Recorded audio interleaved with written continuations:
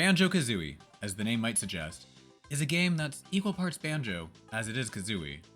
But what if we said Kazooie and played the game using only Banjo?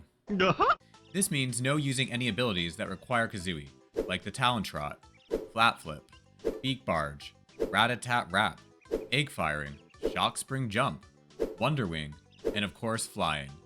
Damn, that's more than I thought. So pretty much every ability in the game.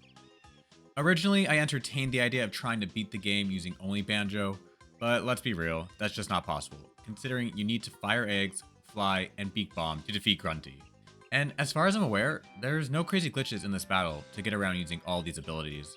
So instead, I wanted to know how many Jiggies I could collect using only Banjo. And up until several years ago, the answer would be very little, since you'd only have access to Mumbo's Mountain without being able to use the Talon Trot to get up this steep hill. But there's a glitch that allows you to start the game in Rusty Bucket Bay, and one I'll be utilizing for this challenge. This glitch was discovered by speedrunner MarcusMan64DS, and it's quite easy for the average player to pull off. However, this glitch is limited to the Xbox 360 version of the game, so please take note of that. To pull this glitch off, you can't skip the opening cutscene. At any point during the cutscene, you'll want to hold the right analog stick down and to the right and hold it there. It doesn't matter when you start holding it, as long as you are holding it by the end of the cutscene. Shortly after Banjo takes out his banjo a second time, you need to pay close attention for when the screen starts to fade to black. Once the screen starts to fade out, you'll need to mash the start button 6 times very quickly, while still holding the right stick down and to the right. Hitting the start button would normally skip the cutscene, but doing it during the fade out cycles the demos that appear on the title screen. And pressing the start button 6 times should start the Rusty Bucket Bay demo. If you continue to hold the right stick down and to the right, the demo will register that input as it was done during the load, and it will turn Banjo around in the demo where he will run off the cliff and die during the fade-in, despite Kazooie's best efforts to keep them alive.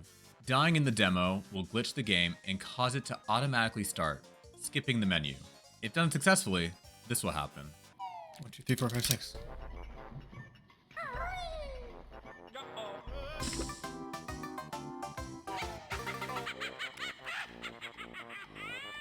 Holy shit, I did it.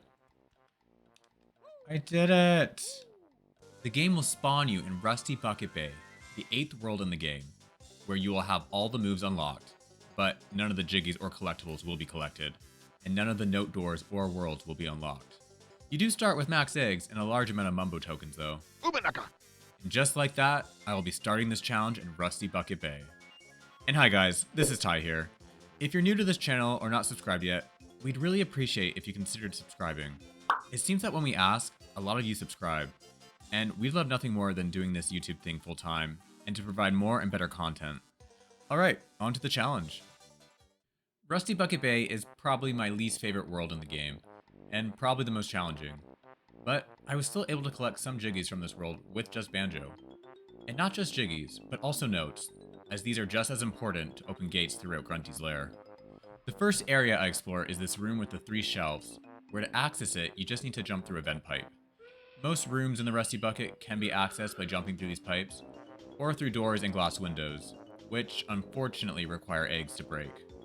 When doing this challenge, I, for whatever reason, always thought when the eggs were coming out the back end, it was coming out of Banjo's ass. Which I know doesn't make sense, but that's what I thought. But naturally, whether the eggs are being shot in front from Kazooie's mouth or being dropped from behind, they all come from Kazooie. So, because of that, I must exclude the Jiggies and notes I collected from the engine room and bedroom, which require eggs to access. Anyways, going back to the shelf room, there is no Jiggy, but there are 4 notes on the highest shelf which I want to collect. Easy to do with Kazooie, but with just Banjo, not so much, and I quickly realized how hard this challenge would be. I did manage to clip myself up to the 2nd shelf, and from there, I used a move that I would use quite a bit in this challenge, and that's the roll and jump, which gives Banjo a bit of extra distance in his jump. A move that reminds me quite a bit of Donkey Kong. Okay. I'm able to roll and jump from the 2nd shelf to the top shelf and collect my first notes. Now, coming into this challenge, there was one Jiggy I was really hoping I was able to collect with just Banjo, and that's the Jiggy you get from saving Snorkel, the dolphin trapped under the Rusty Bucket's anchor. I would just feel really shitty leaving this world with Snorkel still trapped under an anchor, but I didn't realize how hard saving him would be to pull off.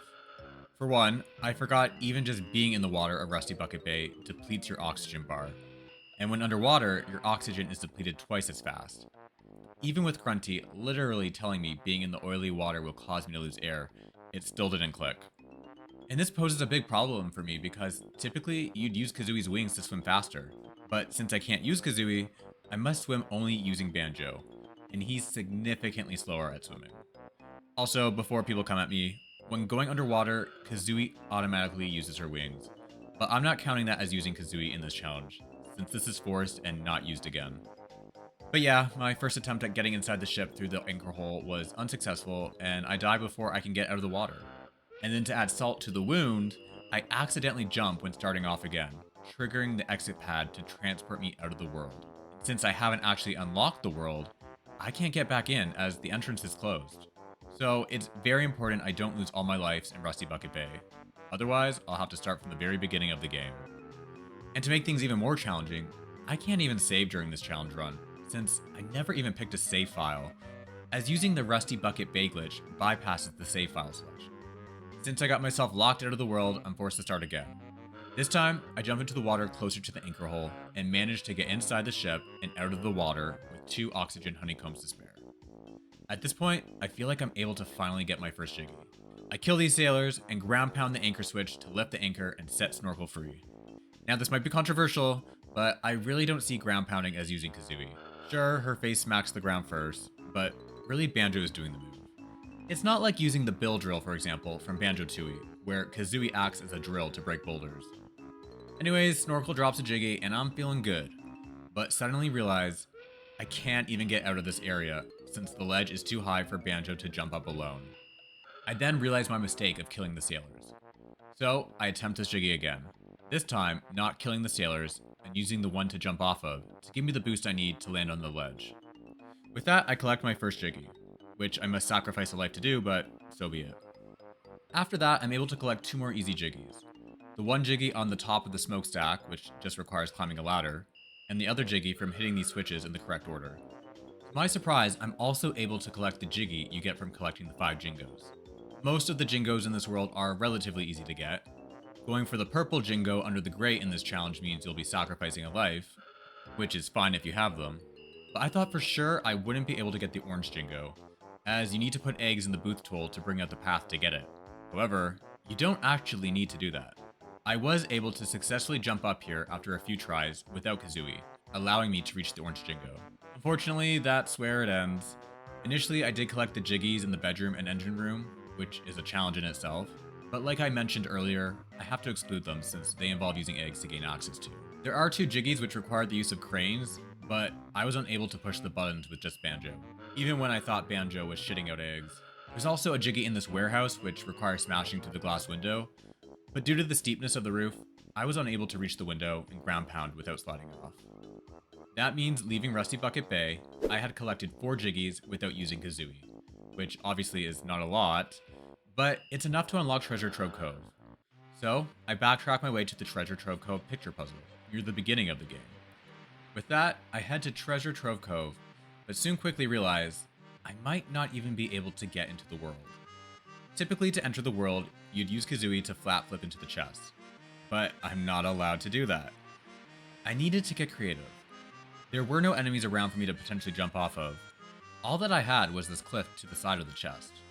So, I tried using the roll and jump move. I tried and tried again, sometimes getting close to the chest, and others nowhere near close enough.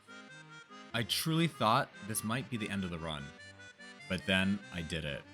I successfully rolled and jumped into Treasure Trove Cove, not needing Kazooie to do it. Treasure Trove Cove is probably my favorite world in Banjo Kazooie, so I was very excited to see how many Jiggies I could collect here with just Banjo. The first Jiggy I go for is the one Captain Blubber gives you when you bring back his 2 pieces of gold. Collecting the pieces of gold is easy, but the one piece in the underwater room where you need to ground pound to enter poses a problem for getting back out.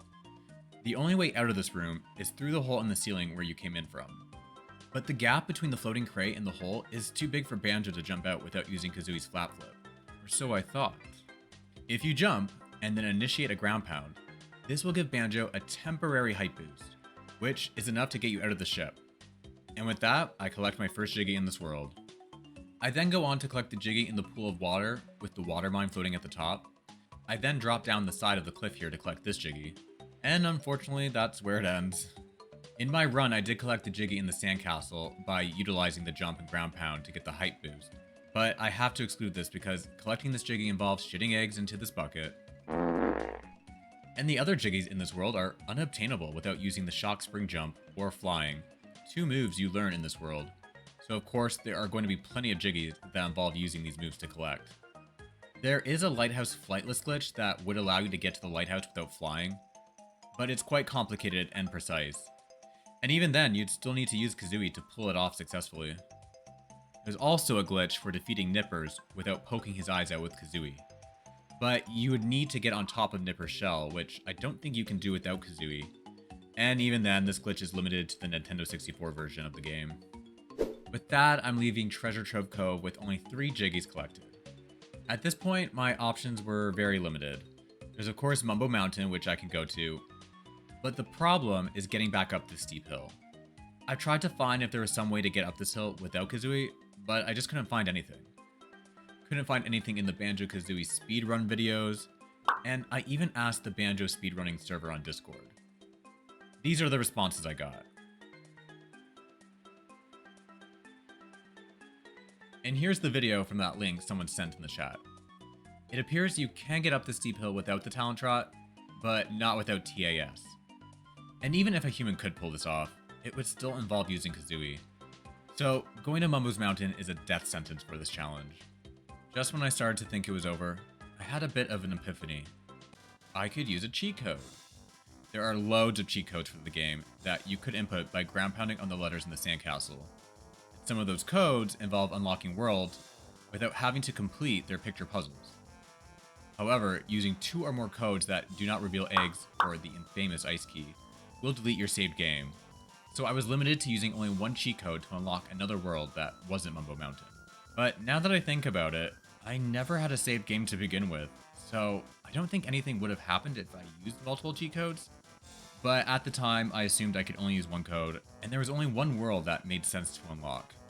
Getting to Clanker's Cavern would involve jumping over these pipes, but they are too far apart to utilize Banjo's roll and jump.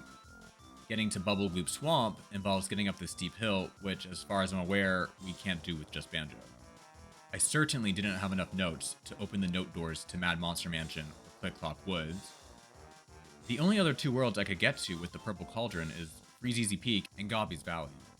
And right away in Gobby's Valley, there is this steep sandhill you need to get up to access like 98% of the world. So because of that, that left only Freezeezy Peak. So that's what I did. I used the code.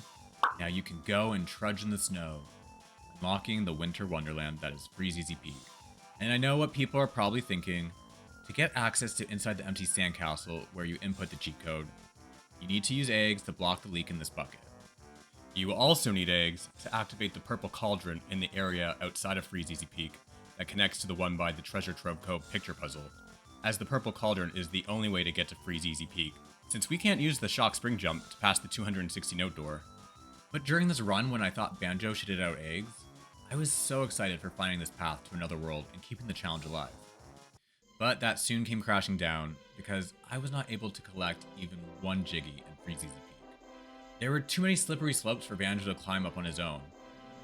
I couldn't even get out of the world because the exit pad is at the top of a steep slope. 3 Jiggies involved the use of flying, and the other Jiggies at the top of the snowman I couldn't get to with Banjo because the hills that lead to the snowman's scarf are too steep or slippery. I thought I maybe had a chance to get up this 1 hill, but I just couldn't do it without Kazooie popping out. I did transform into the walrus and had no problem getting to the top of the snowman, but I couldn't ride the sleigh down the scarf as the walrus. I had to be Banjo. And of course, one of the presents and a Jingo are up here, which I just can't get to with Banjo alone. At this point, I had to accept that I just couldn't do any more without using Kazooie. And as much as I hated it, I made the decision to slide down to Mumbo Mountain, making sure I grabbed this easy Jiggy in the main area of the lair beforehand. And Mumbo's Mountain is pretty easy as expected. I won't go through all the details, but I was able to grab every Jiggy except for the one you get for beating Conga, the Jiggy for shooting eggs into the gaping mouth of the totem pole, and the only Jiggy just chilling in the eye of Mumbo's skull. I was also able to collect all 100 notes. That means by the end, I was able to collect 15 Jiggies with just Banjo. However, after careful consideration, I'm excluding the Jiggies I collected where I needed to ground pound. It's annoying, but the move is called Beak Buster and involves Kazooie's beak. That means I'm no longer counting the Jiggy from smashing the huts in Mumbo's Mountain, the Jiggy from collecting Blubber's treasure, the Jiggy from pounding the code on Rusty Bucket, and unfortunately, the Jiggy for saving Snorkel, as you have to ground pound this anchor button. Looks like Snorkel will be left to suffer after all. This now means I've collected 11 Jiggies with just Banjo. 11 Jiggies out of 100, or 11% for those who like percentages. I was hoping this challenge would be longer, and I hate ending the video this way, but Banjo is truly useless without Kazooie. But hey, 11 Jiggies isn't too bad. And if you think about it, Kazooie wouldn't be able to collect any Jiggies without Banjo. At least in Banjo Kazooie anyways. There are likely strategies and potentially other glitches that could be used to collect more Jiggies with just Banjo. And if there are, I would love to see them, and see if it's possible to collect more Jiggies. But despite the challenge coming to a short end, I had a lot of fun with this challenge and the video, and I really hope you enjoyed the video as well. If you did, please consider liking and subscribing. We'd really appreciate it. And here are some other challenge videos you might enjoy.